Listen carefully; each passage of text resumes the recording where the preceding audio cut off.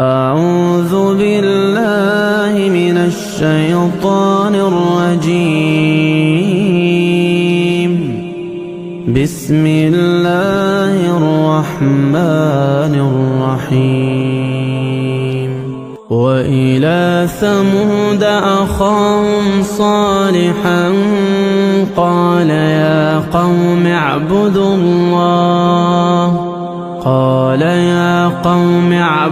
الله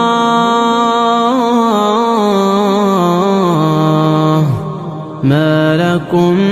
من إله غيره ألم تر كيف فعل ربك بعاد إرم ذات العماد التي لم يخلق مثلها في البلاد.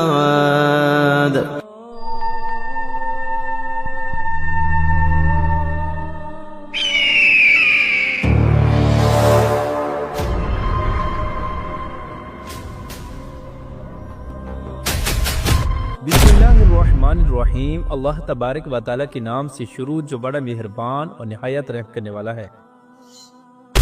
तूफान नूह के बाद अल्लाह तबारक व तआला ने इस रूए ज़मीन पर एक ऐसी ताकतवर कौम को आबाद फरमाया कि दुनिया की तारीख में इनके जैसी ताकतवर कौम और कोई पैदा नहीं की गई। इस कौम के कद बड़े बड़े पहाड़ों की तरह थे और ये लोग बेइंतहा ताकत के मालिक थे। इस कौम के कद कितने बड़े थे और ये कौम कितनी ताकतवर थी, इस बात का अंदाजा इस बात से लगाया जा सकता है कि खुद अल्लाह तबारक व तआला इस कौम के बारे में इरशाद फरमाता है कि इनके जैसी कौम दोबारा पैदा ही नहीं की गई। प्यारे दोस्तों, आज की इस वीडियो में हम आपको दुनिया की सबसे ताकतवर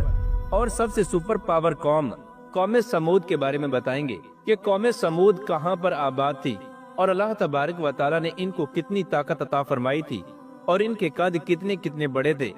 और ये लोग कितने साल तक जिंदा रहते थे। और फिर इन लोगों ने अल्लाह तबारक व तआला की कौन सी ऐसी नाफरमानी की कि अल्लाह तबारक व तआला ने दुनिया की सबसे सुपर पावर कौम को खत्म कर दिया और दोबारा इनके जैसे लोग पैदा ही नहीं किए। प्यारे दोस्तों, इस इबरतनाक और ईमान अफरोज कुरानी वाक़े को सुनने के लिए आपसे हमारी ये गुजारिश है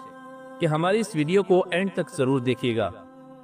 प्यारे दोस्तों, इस्लाम की तारीख में एक ही नस्ल में से दो कौमें ऐसी गुजरी हैं कि जिनकी ताकत का कोई भी मुकाबला नहीं कर सकता था। उनमें से पहली कौम जो इस दुनिया में वजूद में आई उसको कौम आद कहा जाता है और इसी कौम की नस्ल में से एक दूसरी कौम वजूद में आई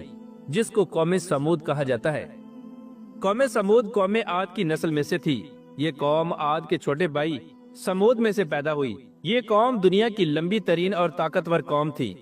इनके जैसी कौम अल्लाह तबारक व तआला ने न इनसे पहले पैदा फरमाई और न इनके बाद किसी कौम को पैदा किया गया। प्यार दोस्तों, दुनिया की पहली कौम आद को अल्लाह तबारक व तआला ने उनके गुनाहों के सबब हलाको बर्बाद कर दिया और उनकी हलाकत के बाद कौम समूद को आबाद फरमाया। कौम समूद हजर के इलाके में आबाद थी। आहिस्ता आहिस्ता इस कौम की नस्ल फैलती चली गई, यहाँ तक कि इस कौम की नस्ल मगरबी और शुमाली अरब तक फैल गई। इस कौम का दारुल हुकूमत हजर था जो कि शहर हिजाज के बिल्कुल करीब वाक़ है, जिसको आज दुनिया मदाइने साले के नाम से जानती है। कौम समूद पर अल्लाह तबारक व तआला का ये खास करम था कि अल्लाह तबारक व तआला ने इस कौम को ताकत के साथ साथ लंबे कद और अपनी बेशुमार नेमतों से नवाजा था। रिवायात के मुताबिक कौम समूद का कद 40 हाथ था और इनकी औसत उम्र 900 से 1000 साल थी। ये ऐसी ताकतवर कौम थी कि इस कौम को कोई बीमारी न लगती थी और न ही इनकी नजर कमजोर होती और न ही इनके लोग बूढ़े होते। ये लोग हमेशा जवान और तंदुरुस्त रहते। इस कौम की नुमाया खूबी ये भी थी कि अगर इस कौम का कोई मर्द अपनी औरत के साथ एक मर्तबा हमबिस्तरी करता तो वो एक ही मर्तबा में हामिला हो जाती। यही वो खूबी थी कि जिसकी वजह से ये कौम पूरी दुनिया के अंदर फैल गई और कौम आद की तबाही के बाद ये कौम समूद के नाम से दोबारा से उभरी। ये लोग तादाद में इतने ज्यादा हो गए कि इस कौम ने पूरी दुनिया के अंदर जल्द ही अपना असर और रसूख पैदा कर लिया। प्यारे दोस्तों, ये लोग बड़े बड़े पहाड़ों को तराश कर उनके अंदर खूबसूरत महल्लात बनाकर रहा करते थे और इन महल्लात को अल्लाह तबारक व तआला ने आज भी निशाने इबरत के तौर पर बाकी रखा है। ये लोग बड़े बड़े पहाड़ों के अंदर अपने घर बनाया करते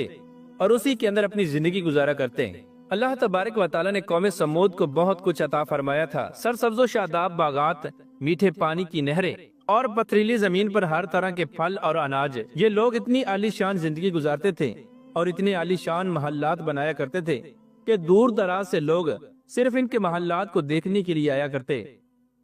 کیا دوستو یہ قوم اپنی بے پناہ طاقت اور بے شمار نعمتوں کی وجہ سے غرور اور تکبر میں آ گئی، اور غرور و تکبر کے اندر مبتلا ہو کر اللہ تبارک و تعالیٰ کی نافرمانیاں کرنے لگی، اور اللہ تبارک و تعالیٰ کی وحدانیت کو چھوڑ کر شرک و بت پرستی کے اندر مبتلا ہو گئی۔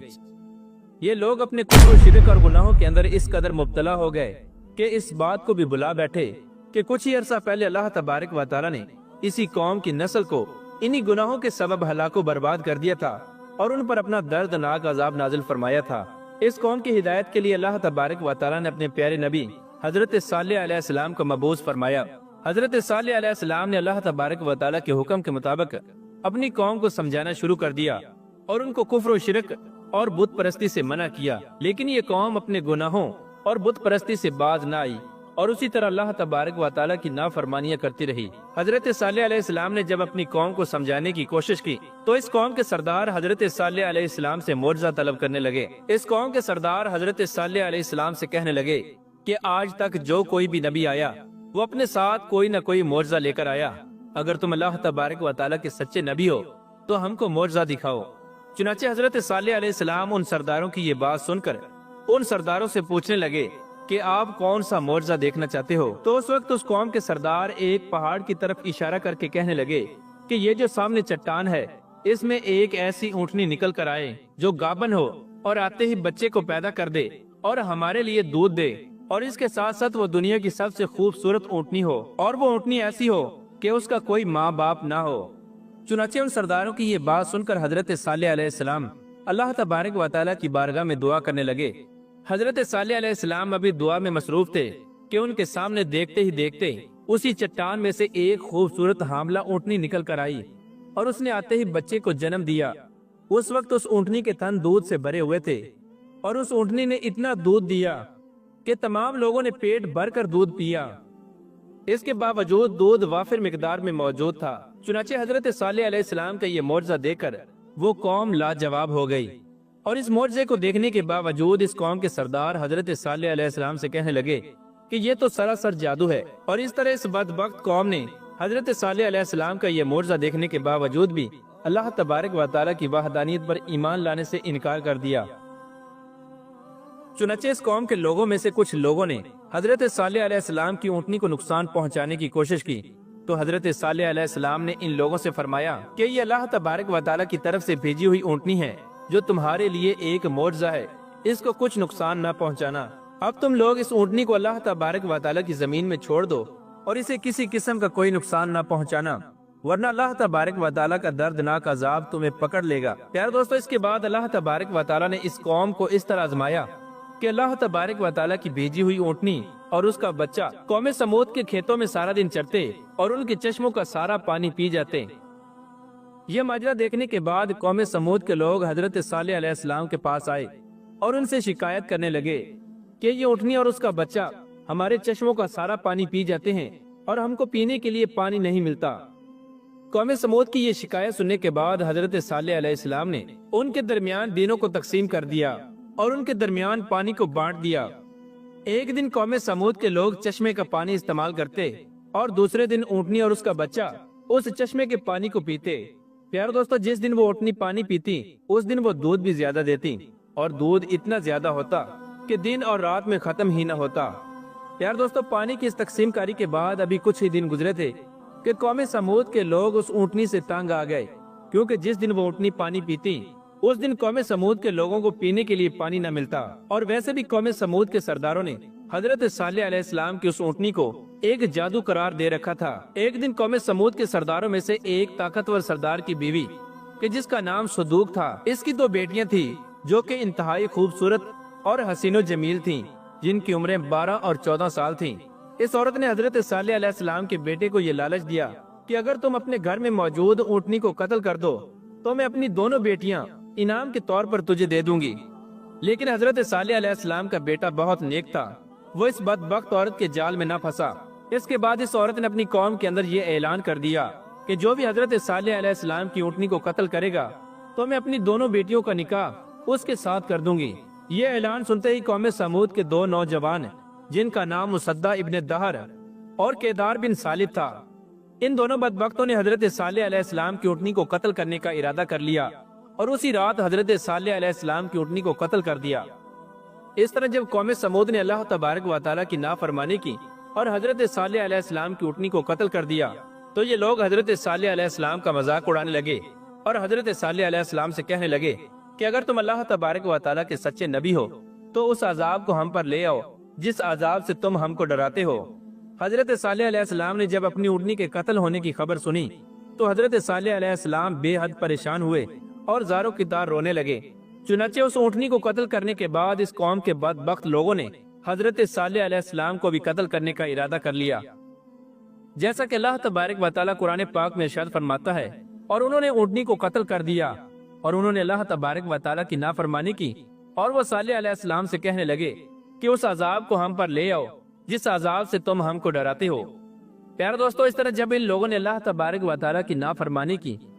اور اللہ تبارک و تعالیٰ کی بھیجی ہوئی اونٹنی کو قتل کر دیا اور خود ہی اللہ تبارک و تعالیٰ کے عذاب کو طلب کرنے لگے تو حضرت صالح علیہ السلام اپنی قوم سے فرمانے لگے کہ اب تم لوگوں کو اللہ تبارک و تعالیٰ کے عذاب سے کوئی نہیں بچا سکتا۔